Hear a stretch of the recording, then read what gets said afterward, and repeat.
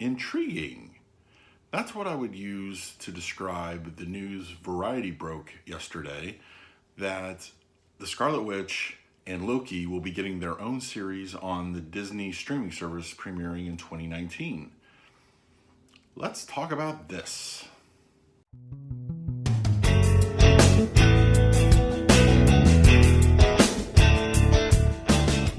If you're new to the channel, please hit that like button, subscribe, share with your friends, hit the bell notification. I put out videos daily.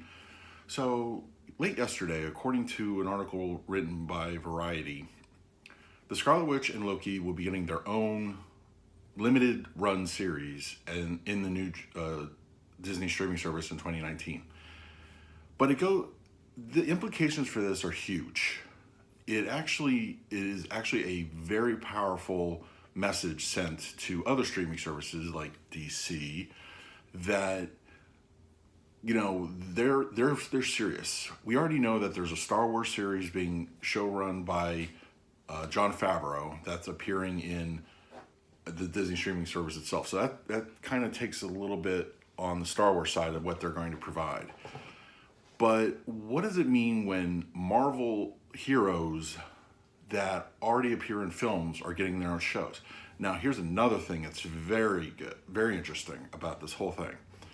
This is not being run by the Marvel TV division. This is being run by Marvel Studios themselves, which in a way actually furthers the divide between Marvel TV and the movie division.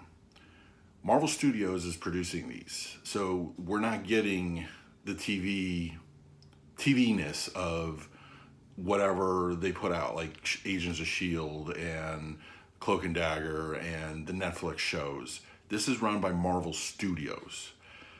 There are a lot of implications with this.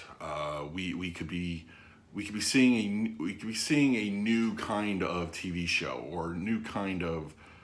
I mean, imagine what we could get. You know, there are so many characters. I mean, we are getting to a point where there are so many characters that not everybody's getting a movie, and not everybody deserves a 23 episode run TV show on a network. So we're trying to find what to do with these other characters that are popular, but that maybe should, you know, get us the chance to shine in the spotlight. As you can see, I've been joined by Movie Pup 365. So anyway, the news that if this is true is huge. Scarlet Witch is very popular. Loki is very popular. And to see little prequels or sequels or little in-between side stories done in a 6 to 8 episode order, that's good. Imagine the production value. You're going to eliminate things that I think Netflix and definitely Agents of S.H.I.E.L.D. suffer from, which is like story bloat. We have too much filler. Filler can just ruin the momentum of a series. 6 to 8 episodes is enough to tell a concise, short story almost in a movie format. And if you were telling me that the TV division was producing these, I'd probably be a little less excited. It's still intriguing seeing what they do over at Netflix. Agents of S.H.I.E.L.D. was okay, but the studios are doing this. That means we can get some really high talent production and behind the camera stuff. And I love the idea of this. It opens the door. Imagine, you know, when the X-Men and the Fantastic Four join, we're going to have so many characters, as I mentioned before, that having a show or a movie for every single one is just not feasible. But a little mini-series event, that opens up a lot of windows. You know, it's Windows. It's a great idea. It made me very excited to think about what we're going to be getting on the streaming service. So yeah, interesting news. And I also want to briefly talk about how this actually because I don't know if a lot of people know, but there is almost a little bit of a internal war within Marvel between their TV division and their movie division, and it's kind of been that way since the beginning. You know, everything's connected. Well, sort of. We don't get those major crossovers. We don't get those things that, you know, were teased. I mean, how hard, honestly, Would it be to have a episode of Shield where Iron Man just flies by? He's off doing something and he just flies by. They can't really do stuff like that. There is internal stuff happening on the Marvel side that the film division is not able to control, and the Marvel TV is just one of those entities where, while they are technically under the same roof, it isn't a thing where, like, complete cohesion. And I know they always blame schedules, like, oh, well, we can't have Chris Evans show up because of a scheduling thing, or we can't have, the Defender show up in Infinity War because of scheduling. And I don't buy that. I don't legitimately buy that. There's definitely a rift in the Marvel TV division versus the Marvel, the Marvel Studios division.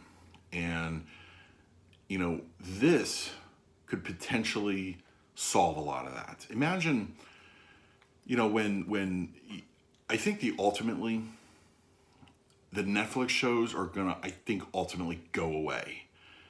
Maybe in the next 3 to 5 years. And Netflix is not gonna have anything Marvel related.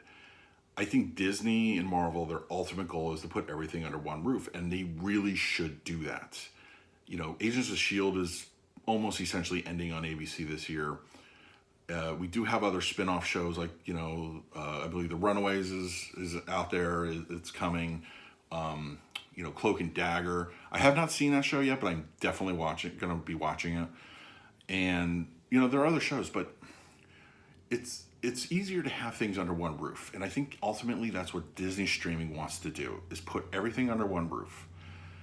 Now as far as the rated R content goes, that's a discussion for another day. And while Netflix Netflix has its uses for that kind of stuff, at some point you're going to have to realize that, everything's got to come back. Everything's got to come back. And the Disney streaming service is one of those things where what they're offering, I think, already is going to dominate anything DC potentially is putting out. I could rant on the DC streaming service all day, but I'm not going to start. I am a DC fan, but they need to. I think they need to bake this a little longer.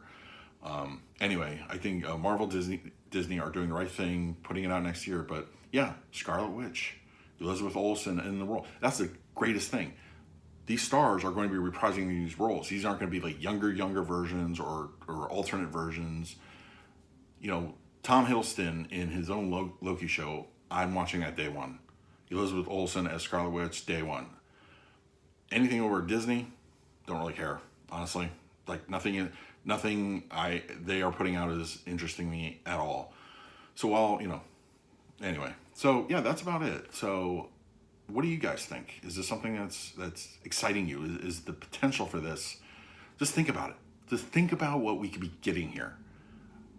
They are going full on ahead with this streaming service. They mean business. This isn't something, we're just going to dump some stuff on there. They want real content. And this is, I think, a wonderful thing to do with the Star Wars show that Favreau is putting together. So, yeah.